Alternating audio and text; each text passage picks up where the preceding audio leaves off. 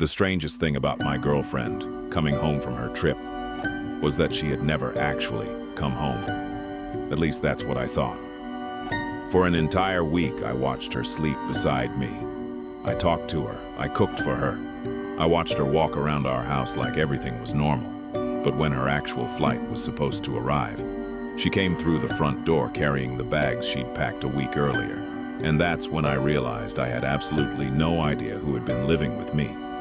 My girlfriend had been planning a trip to California for months. It was supposed to be a simple family trip. Her grandmother was turning 80, and because of her age, everyone knew this might be one of the last opportunities for the whole family to be together. Normally, I would have gone with her, but this was supposed to be family time, so I stayed home. She had spent almost 4 months planning everything: flights, hotels, restaurants, car rentals, even the exact clothes she planned to wear each day. That was just how she was. She hated uncertainty.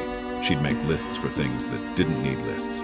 She'd check her suitcase 3 or 4 times before leaving the house. A week before the trip, she had already packed 5 bags. Every time I asked why she needed so much stuff for 7 days, she'd give me the same answer. You can never be too careful. I used to find that part of her personality endearing. I didn't know I'd eventually wish she'd never left.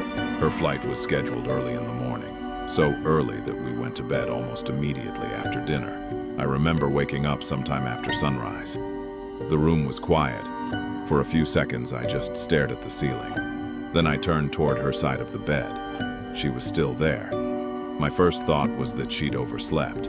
I checked the time. My stomach dropped. She should have already been at the airport. I shook her shoulder. "Honey, wake up." She barely moved. I shook her harder. "You're going to miss your flight." Her eyes slowly opened. She looked at me and smiled.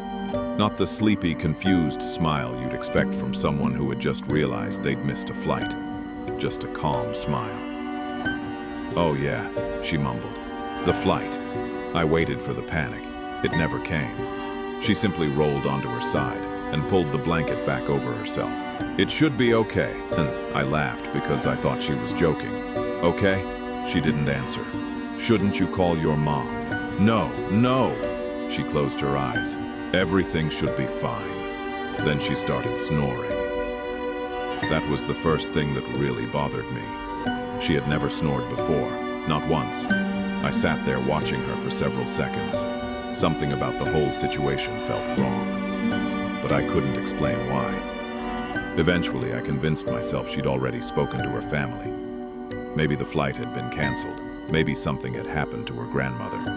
Maybe she simply hadn't told me yet. So I went to work. When I came home that afternoon, she was still there. She was sitting on the couch. The television was turned off. She wasn't watching anything. She was just staring at the black screen. "Honey?" She didn't respond. I said her name again. She suddenly turned toward me.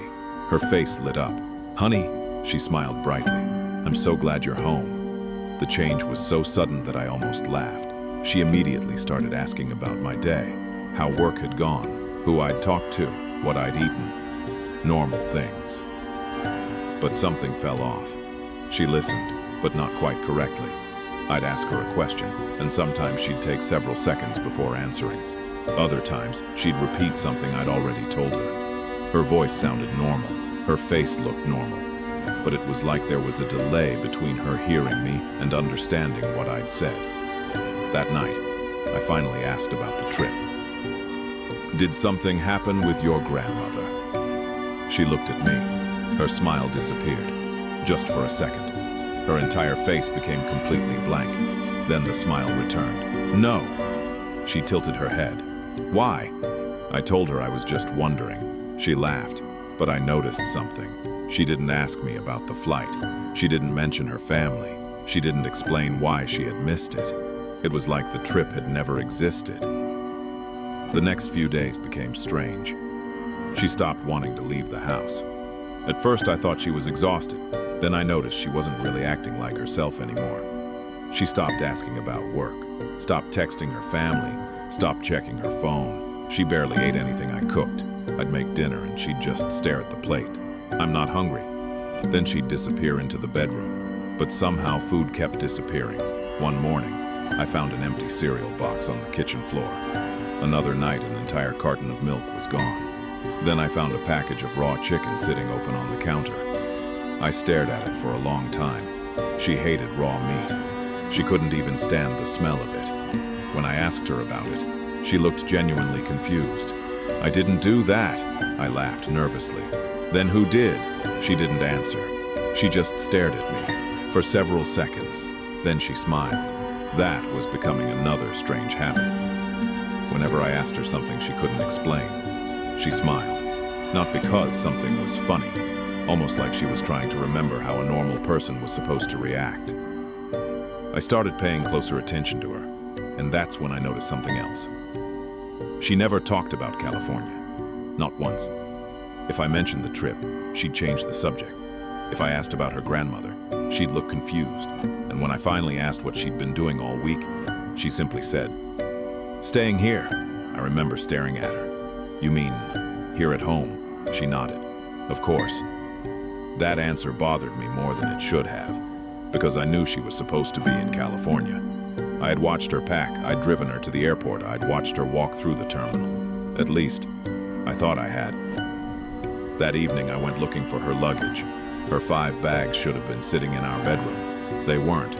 Her clothes weren't there either. Neither was her toothbrush. Her shampoo was gone. Even the small travel bag she always carried was missing.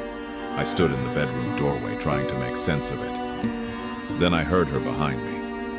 "Honey?" I turned around. She was standing in the hallway, smiling. "What are you looking for?" "Your things." She tilted her head. "What things?" "Your luggage." She stared at me for a moment. Then she smiled again. "You know," she said quietly. "You ask a lot of questions." Something about the way she said it made the room feel colder. I didn't answer. She walked past me and sat on the edge of the bed. Then she looked directly at me. "Do you trust me?" I hesitated. "Of course," she smiled. "Good." Then she turned toward the wall. I didn't sleep beside her that night, or the next. I started sleeping on the couch, and every night, sometime after midnight, I'd wake up and hear movement in the kitchen. Cabinet doors opening, something dragging across the floor. Occasionally, a strange chewing sound. I never went to investigate. I told myself she was making food. I told myself she was sick. I told myself there had to be a reasonable explanation. But deep down, I was starting to believe in something else. Something I didn't want to admit. Whatever was living in my house wasn't acting like my girlfriend anymore. It was only pretending to be her.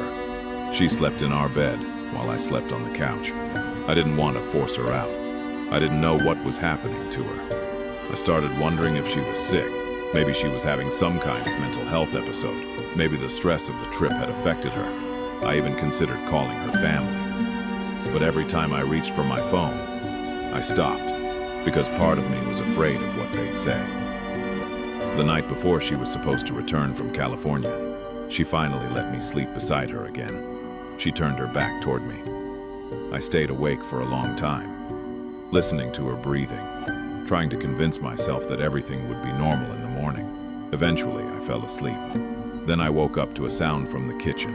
It was around 3 in the morning. At first, I thought something had fallen. Then I heard it again. A deep, wet sound, chewing. Something was tearing into something. I sat up. The sound stopped. I waited. Nothing. Then I heard a low growl. I got out of bed. The hallway was completely dark. I could see light coming from the kitchen. I took one step, then another. The closer I got, the clearer the sounds became. Something was eating, not quietly. There was ripping, chewing, heavy breathing.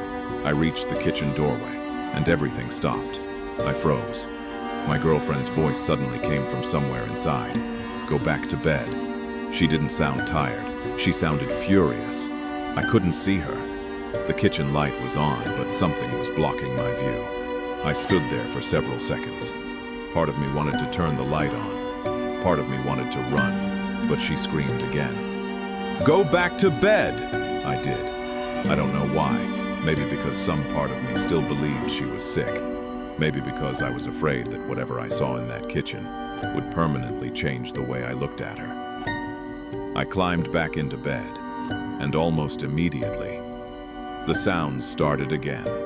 Chewing, tearing, something moving across the kitchen floor. I stared at the ceiling. I didn't sleep. Eventually, exhaustion won. When I woke up, the other side of the bed was empty. I called her name. Nothing. I checked the bathroom. Empty. Living room. Empty. Kitchen. Empty. Then I saw the floor. There was blood everywhere. For one horrible second, I thought she'd been hurt. Then I realized what I was looking at. Raw meat, chicken, steak, pork. Packages ripped open and scattered across the floor. Almost everything had been eaten. I felt sick. I remembered the sounds from the night before. The growling, the chewing. Her voice telling me to go back to bed. I sat down because my legs suddenly felt weak. Then I heard the front door unlock. The handle turned. The door opened, and my girlfriend walked inside. She was smiling. She was carrying several large travel bags. The same bags she'd packed a week earlier. "Honey," she laughed.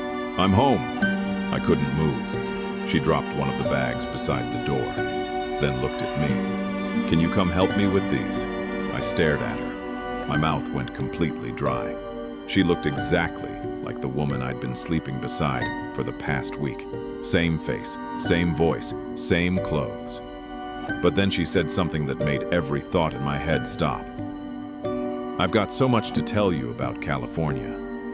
I looked past her, at the bags, then back toward the kitchen, and suddenly, I understood something. The woman standing in front of me had just come home from a trip she had taken, which meant the person who had been sleeping beside me all week had never been on that plane.